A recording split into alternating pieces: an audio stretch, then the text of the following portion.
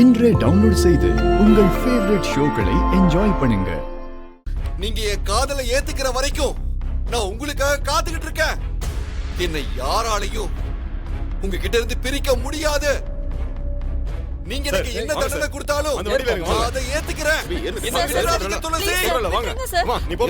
கூட்டிட்டு போங்க சார். வாங்க சார்.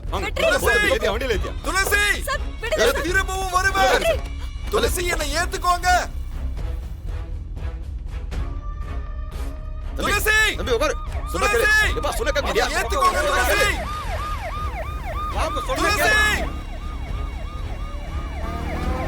சீக்கிரம் வண்டியா. ஒரு எக்ஸ்எம்எல்ஏ பையன் இவ்வளவு கேவலமான வேலையை பண்ணிருக்கீங்க. உங்களுக்கு வெக்கமா இல்ல? கரண்ட் எம்எல்ஏ பொண்ண உங்களுக்கு பேசியிருக்காங்க. அந்த பொண்ணை வேண்டான்ட்டு இந்த துளசிங்கிற பொண்ணுக்கு தாலி கட்டிருக்கீங்க. உழைக்க தெரியாத ஆளுங்க நீங்க. உன் பிள்ளைய அரெஸ்ட் பண்ணி போலீஸ் ஸ்டேஷன்ல உட்கார வச்சிருக்காங்க. ஐயோ, ஏய், இப்ப அழுது என்ன பிரயோஜனம்? இன்ஸ்பெக்டர். சார் சொல்லுங்க சார். அவன் ஸ்டேஷன்லயே இருக்கட்டும். அத பத்தி எனக்கு எந்த பிரச்சனையும் இல்லை. அவனை சட்டப்படி எப்படி வெளியில எடுக்கணுமோ அப்படி நான் எடுத்துக்கிறேன். ஆனா அவன் மேல ஒரு சின்ன கீறல் கூட விழக்கூடாது. பாத்துங்க, மரியாதையா நடத்தணும். அக்கிஸ்ட டீல் பண்ற மாதிரி டீல் பண்ணீங்க? இல்ல சார், அப்படிலாம் எதுவும் நடக்காது சார். அப்படி ஏதாவது நடந்துச்சுன்னா அப்பத்தான் இந்த ஈஸ்வரமூர்த்தி யாருன்னு உங்களுக்கு தெரியும்.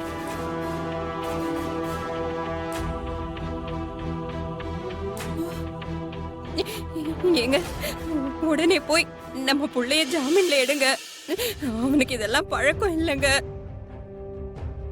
ஏய், அவன் பண்ண அயோக்கியத்தனம் நமக்கு தான் பழக்கம் இல்ல.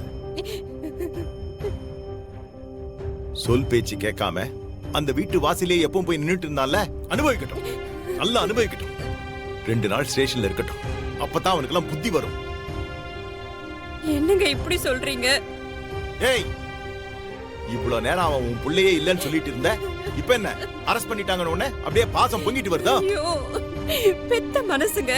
1000 தான் அவனை நான் வெறுத்து பேசினாலும் என்னால அவனை ஒதுக்கி வைக்க முடியாதுங்க.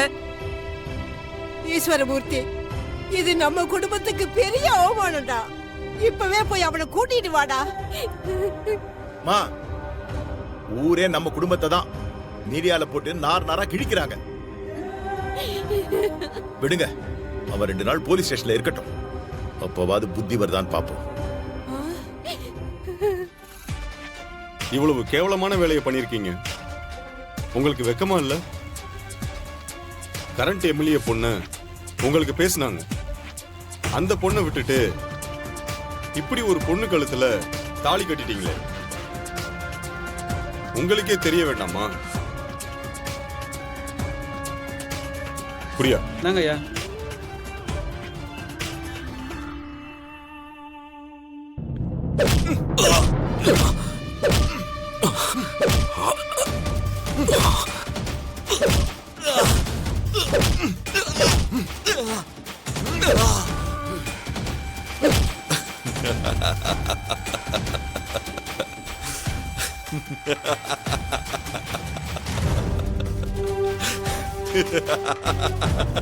என்னங்க சிரிக்கிறீங்க?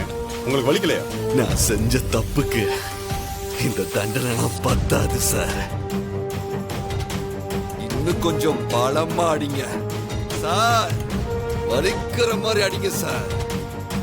நான் பண்ண தப்புக்கு அதுதான் தண்டனையா இருக்கும். யோ, என்னையா அவர் இப்படி சொல்றாரு? உங்க வேலை ஈஸி தானே சார். அடிக்காதீங்கன்னு சொன்னா தானே சார் உங்களுக்கு சிக்கல் வரும். இவரே அடிங்க சொல்லி தானே கேட்குறாரு.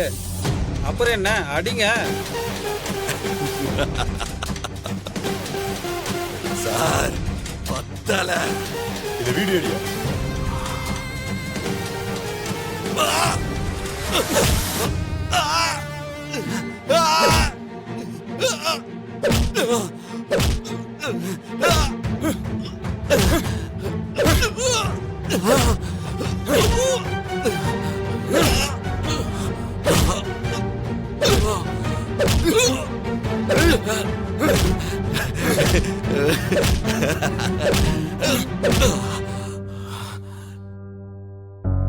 போன குடியா.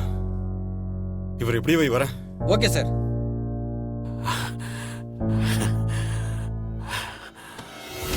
நான் ஒரு முடிவு எடுத்திருக்கேன். என்ன முடிவு? வெற்றிக்கே துளசியை கல்யாணம் பண்ணி வச்சிடலாம். ஏங்க, நீங்க என்ன பேச்சு பேசுறீங்க? அவன் எவ்வளவு பெரிய தப்பு பண்ணிருக்கான்.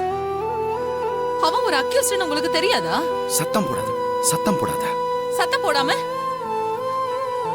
எப்படி நீங்க இப்படி பேசுறீங்கன்னு எனக்கு தெரியல. என்னால புரிஞ்சுக்கவே முடியலங்க உங்களை.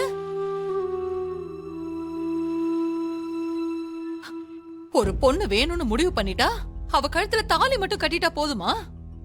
உடனே அந்த பொண்ணு தலை குனிஞ்சு காலம் பூரா அவனுக்கு அடிமையா வாழணுமா? எங்க எந்த காலத்துல இருக்கீங்க நீங்க? லட்சுமி, நம்ம ஒண்ணு நினைச்சா தெய்வம் ஒண்ணு நினைக்குது. நம்ம கல்யாணத்துக்கு அப்புறம் பல வருஷம் குழந்தை இல்லாம மூத்த பொண்ணா வந்தவ தான் துளசி. ஜாதகம் தோஷம் அப்படின்னு அவளை பாடாப்படுத்தியாச்சு. மணவரையில் வரையும் வந்த கல்யாணம் நின்னு போச்சு. இன்னைக்கு நிச்சயமான கல்யாணம் நடக்குமா நடக்காதானே தெரியல. இவ்வளவு கஷ்டத்துக்கு இடையிலையும் நம்ம கூட்டு குடும்பமா வாழறது எதுக்காக? எல்லாரும் சந்தோஷமா ஒண்ணு முன்னா இருக்கணுங்கிறதுக்காக தானே. ஆனா இந்த ஒரு விஷயத்துல ரகுவர முரண்டு பிடிச்சுக்கிட்டு இருக்கான். கேசவ அவன் காதலிச்சு வந்த பொண்ணையே விரட்டி விட்டுட்டான். அதுக்காக ஆமா, அவன் கட்டின திருட்டு தாலிய நான் சரின்னு சொல்லல. வெற்றியை பத்தி நமக்கு நல்லா தெரியும்.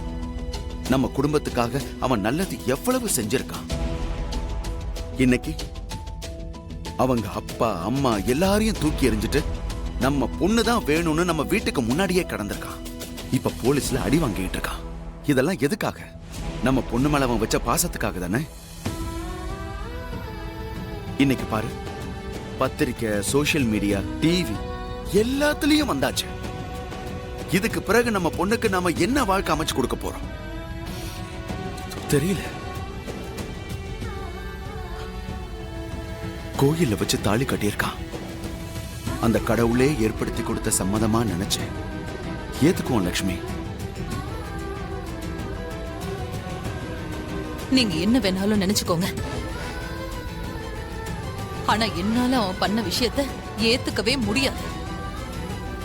இதுக்கு மேல என்ன முடிவு வேணாலும் நீங்க எடுத்துக்கோங்க. என்கிட்ட கேட்க வேண்டாம். என்ன கட்டாயப்படுத்தாதீங்க.